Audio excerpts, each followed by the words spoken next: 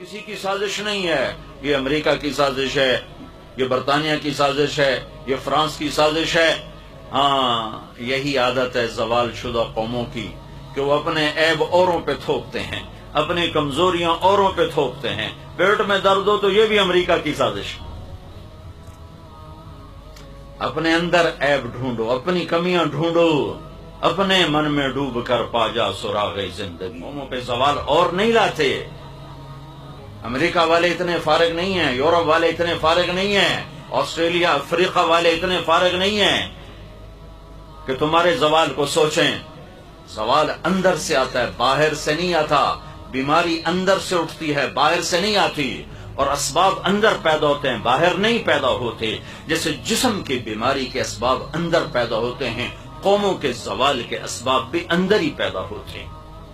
قوموں کا سفینہ اسی وقت ڈوبتا ہے جب خود ان کے ہاتھوں میں برمے ہوں اور وہ اپنے کشتی میں چھید کر رہے ہوں، اس وقت سفینے ڈوبتے ہیں۔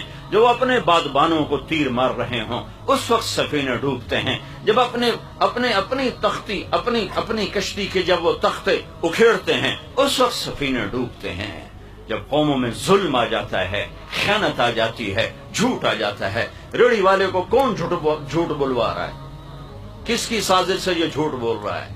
کس کی سازش سے نوجوان ماں باپ کی نافرمانی کر رہا ہے؟ کس نے سازش کی ہے کہ ماں کی ذرا سی ڈانٹ پر بیٹا اچھل کے وہ جاتا ہے؟ کس نے یہ سازش کی ہے باپ کی تھوڑی سی آنکھیں دکھانے پر بیٹا گریبان پکڑنے کو آ جاتا ہے؟ میں نے اپنے کانوں سے سنا، ایک بچی ماں کو کہہ رہی تھی بھوک نہیں، بھوک نہیں، اور اس کی ماں کے بڑے بڑے آنسو ایسے گر رہے تھے۔ یہ کس کی سازش ہے؟ سچائی نکل گئی،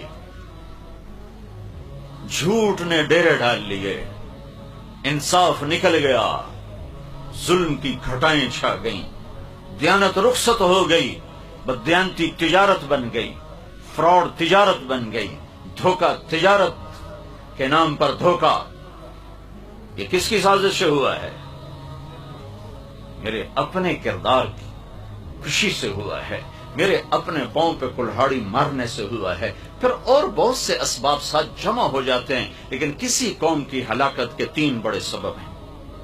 ایک ظلم، جھوٹ، خیانت۔ ان پر جنید بغدادی بٹھا دو صدر پاکستان، اور شیخ عبد القادر جیلانی بٹھا دو وزیر اعظم، نہیں نکال سکتے زوال سے۔ زوال سے اسی وقت نکلیں گے جب توبہ کریں گے، جب ان غلاستوں سے نکلیں گے، جب ان اعمال سے نکلیں گے۔ حکمران کی نیکی کام نہیں آتی جب عوام میں نافرمانی ناسور کی طرح پھیل جائے اور کینسر کی طرح پھیل جائے۔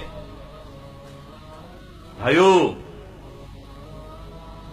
ہمارے پاؤں پہ کلہاڑی اپنے ہاتھوں سے لگی ہے، اپنے ہاتھوں سے، کسی کی سازش سے نہیں، اپنے ہاتھوں سے ہے۔ یہ گھر اپنے ہاتھوں سے، دل کے پھپھولے جل اٹھے سینے کے داغ سے، اس گھر کو آگ لگ گئی گھر کے چراغ سے۔ لا الہ الا اللہ محمد رسول اللہ۔